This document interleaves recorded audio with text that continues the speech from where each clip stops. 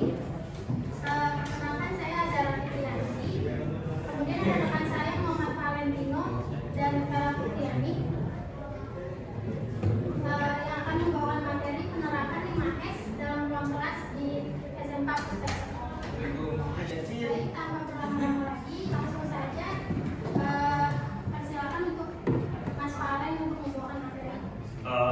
Oke. Assalamualaikum warahmatullahi wabarakatuh. Gue minta 6 menit ke depan buat bahas materi semua 5S. Dan pertama itu kita penerapan 5S dalam pengelolaan kelas di SMK Pusat Serpong. Dan kita membahasnya dalam pentingnya pengelolaan ruang kelas tertib dan nyaman untuk meningkatkan kualitas belajar. Seterusnya pengenalan singkat tentang konsep 5S dan peraturan tata tertib dari Jepang yang sering digunakan dalam dunia kerja maupun pendidikan untuk menciptakan keteraturan pekerjaan gitu teman-teman. 5S ada yang tahu nggak 5S itu apa? Ya coba sebutin dong satu dah, sebutin satu. Kenal satu orang. Satu orang coba. 5S apa? Seri, Seiton, Seiso, Shikatsu, Seiketsu. Coba di dia. Benar namanya siapa? Saya Akeno. Reno. Ya. Terus 5S apa aja lo? Seri, Seiton, Seiso, Seiketsu, Shikatsu. Oh, Shikatsu ya. Terus 5S-nya tahu apa? Rawat, resik, rajin, rapi. Rajin.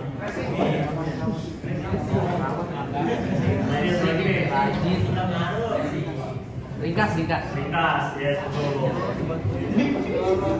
Jadi 5S itu menjaga pengolahan yang terdiri dari 5 langkah yaitu seri, seton, seso, seketsu, dan shiksuke. Tujuannya adalah menciptakan tempat belajar yang teratur, bersih, dan kondusif untuk kegiatan belajar mengajar. Yang pertama itu ada seri nih, yang tadi Reno bilang, ringkas, benar. Seri berarti nyotir barang, gitu kita beli barang. Nyotir barang yang dananya menyimpan barang-barang yang diperlukan, barang-barang yang tidak diperlukan itu disembunyikan. Terusnya kayak contoh di kelas nih, ngetik buku, alat tulis, dan lain dari pembelajarannya.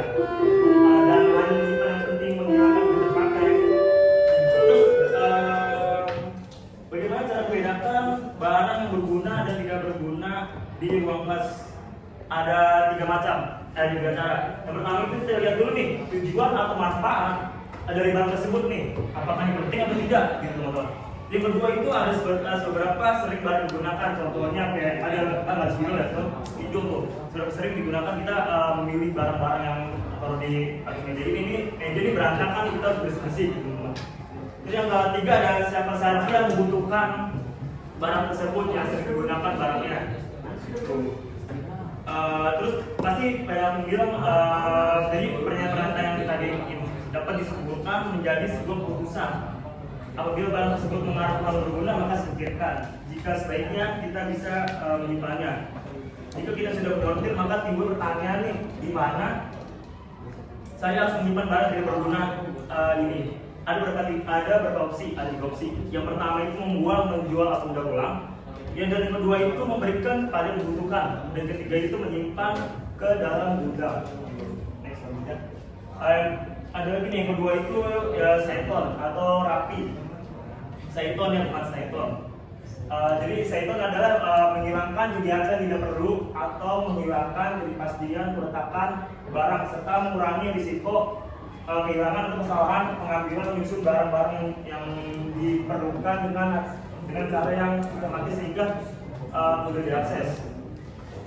Contohnya ada 2. Yang pertama itu menata meja, kursi, papan tulis dan alat-alat tulis dengan baik. Yang tadi saya sebutkan, menyortir atau memilah barang-barang yang pulpen, pensil, buku-buku gitu. Dan kedua itu ada memberi label pada buku, laci dan alat penyimpanan lainnya. Misalnya nih, seharusnya kan kita kan harus mempunyai rak buku gitu ya, atau rak buku. Nah kita kan misalnya ada novel nih, ada non fiksi sama fiksi, benar nggak? Yang non fiksi itu kita pilih ke non fiksi, yang fiksi itu kita taruh di fiksi.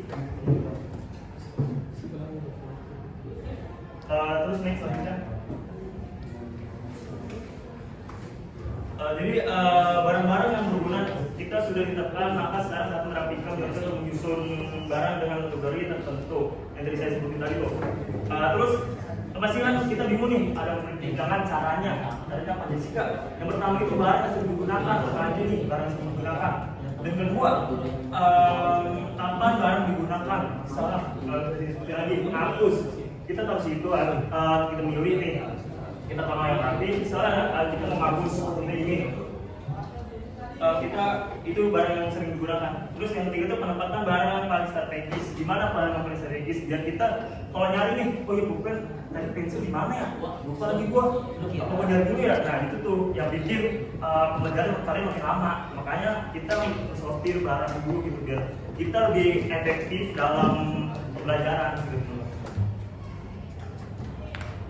Terus yang ketiga itu adalah seisok atau resik atau situ. Berarti membersihkan segala sesuatu yang ada di tempat kerja atau di ruang kelas. Pada prinsipnya adalah tindakan di mana pemilik ruang kelas bertanggung jawab atas kebersihan ruangannya. Yang ini terus yang ruang kelas ini penerapannya yaitu membersihkan kelas secara rutin. Di sini ada jual tiket nggak? Ada nggak? Nah kalian nih sebagai generasi selanjutnya coba lah kalian buat jual tiket gitu. Sebelumnya kan kelas kalian kan pasti ada jual tiket, bener apa tidak? Betul kan? Nah kalian tuh harus lebih rapi, jangan cuma OB doang kalian. Seharusnya dia ruang kelas kalian nih, kalian berpikir ada OB dia, ada tugas sekolah ini, jangan gitu. Itu namanya kayak tindakan apa ya namanya? Jelek banget gitu dari siswa-siswa kalian. Itu jadi daftar tiket itu sangat penting tuh. Coba minggu depan atau kalian pengen apa sih namanya kelas, coba kalian buat nih daftar tiket dari hari Senin sampai Jumat kan kalian masuk Sabtu. Oh gitu. Nah nanti ya jadi nanti umurnya nih kita bisa ngalami gitu, contohnya kayak lingkungan yang bersih membuat belajar lebih nyaman gitu. Kita kayak gini contohnya nih, ini sampai bersih nih, lagi balik bersih nih. Apa? Nah, itu jangan berpikir kalau petugas sekolah doang yang bersih, jangan kalian jadi generasi yang selanjutnya, generasi yang selanjutnya, generasi emas lah gimana. Kalian tuh harus terapi 5S yang saya sebutkan tadi tuh, agar pembelajaran kita nih biar efektif, terus nyaman juga, terus ya lebih enak aja gitu dilihat, ditanya sama guru-guru atau kita nih sebagai tamu di kelas kalian. Terus yang ketiga itu adalah seiketsu atau merawat, melihara area ruang kelas yang bersih dan rapi dengan mengikuti disiplin 3S yang saya sebutin tuh. Ada seiri, seiton, seiso agar tetap dapat berjalan dengan baik. Gitu. Contohnya kayak perbaiki kelas kecil nih. Contohnya tuh bolong tuh. Kelas tuh lagi bolong. Nah kalian tuh bilang tuh ke laporin ke tugas sekolah.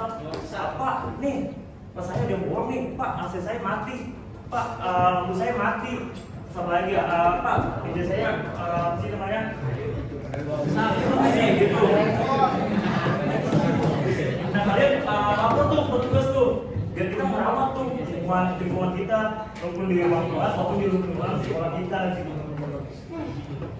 Terus yang ketiga, yang kedua buat perawatan, buat jadwal rutin untuk membersihkan dan merawat fasilitas kelas yang bisa ikuti tuh, buat jadwal piket tuh jangan lupa. Ini nggak ada sih dengan jadwal piket tuh. Terusnya ada nih yang PKS nih, pendampingan kan? Ini saya luminya loh sini. Aja. Oke, boleh nanti ya. Terus kalian makanya nanti nih pas saya nih, sini ada jual tiket nih kemarin, tapi sekarang nggak ada ya, parah banget. Terus yang ketiga ada libatkan siswa dalam menjaga kebersihan dan kerapian kelas. Kalian tuh kayak lingkungan bersih nih, ada lingkungan bersih nggak? Rutin nggak dari OSIS gitu? Lingkungan yang terakhir nih, siswa atau rajin, menciptakan budaya disiplin dan kebiasaan baik di antara siswa dan guru untuk menjaga beberapa 5S secara berkelanjutan. Hasil inputnya buat kita nih yang kita alamin, siswa menjadi lebih disiplin dalam menjaga kebersihan dan kebersihan kelas, kemudian kita terbiasa mengembalikan barang-barang kebersihan dan merapikan ruang kelas secara rutin. Jadi 5S atau 5R itu sangat penting teman-teman bagi kita nih yang pengen masuk kerja atau kuliah terus terapin 5S atau 5R gitu. Terus nah, pasti kita banyak tantangan nih, dan godaan juga nih. Dan solusinya dalam menerapkan 5S. Yang pertama itu kurangnya kesadaran dan komitmen dari siswa. Nah, kali ini kurangnya kesadaran. Tahu nggak kurang kesadaran? Seharusnya di sini tuh harus ada job tiket, harus Senin sampai Sabtu. Itu penting juga bro buat kita di sini juga kita nyaman. Kalian mau breakfast pasti tidur kan? Mau breakfast pasti tidur kan? Iya. Nah itu isinya di pelajaran 5S. Nyaman tuh lihat. Sama aja. Ya udah. Jadi terus sebenarnya kita mengadakan sosialisasi tentang pentingnya 5S. Biasanya ini kita demonstrasi nih, sosialisasi apa itu 5S kah, apa itu 5R gitu. Terus yang kedua itu tidak peraturan dan pelaksanaan. Terus solusinya diperlukan bersama antara siswa, guru, dan pihak sekolah untuk berhasil 5S. Nah, yang poin kedua ini, kalian tuh harus melatih buat bersih tuh, biar kita mempunyai kerjasama antara siswa, guru, dan pihak sekolah. Agar apa? Agar kita membuat kita tuh nyaman, terus enak dilihat, terus kita bersih gitu loh, nggak risih-risih banget. Bisa kalau ada tamu di dari sekolah lain, gitu kan, guru dari sekolah lain, jadi kita dipandangnya itu lihatnya, ih, anak siswa-siswi SMK Serpong bersih ya, gitu maksudnya lingkungannya bersih ya, gitu. Terus sopan juga, nomor satu, gitu. Terus kalian juga perlu dukungan juga nih dari pihak sekolah. Apa manfaat penerapan yang tadi kita terapin nih di kehidupan kita masing-masing? Apa manfaatnya? Manfaat dari 5S sama 5R ini? Enggak, apa maksudnya?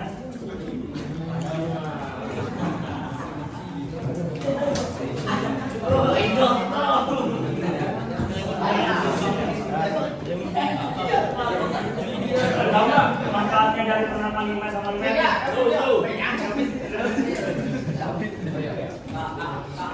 Ya boleh diri. Siapa namanya? Nama saya Fahmi. Manfaat dari 5S adalah menambah kedisiplinan, jadi lebih teratur. Lebih santai, lebih santai. Ya itu ada lagi tambah. Benar. Jadi penerapan buat manfaat kita di kehidupan kita menjadi lebih baik depannya. Kita kan terapin 5S nih, 5R-nya kita baik mengimprove kita buat jadi lebih baik depannya. Terus yang kedua, ini kita kebiasaan misalnya nih makanan atau enggak sampah, bukan makanan buang gitu aja, nggak ditong sampah. Nah itu jangan buruk tuh. Nanti pas kita nerapin penerapan 5S ini, kebiasaan buruk kita menjadi kebiasaan baik kita, gitu teman-teman.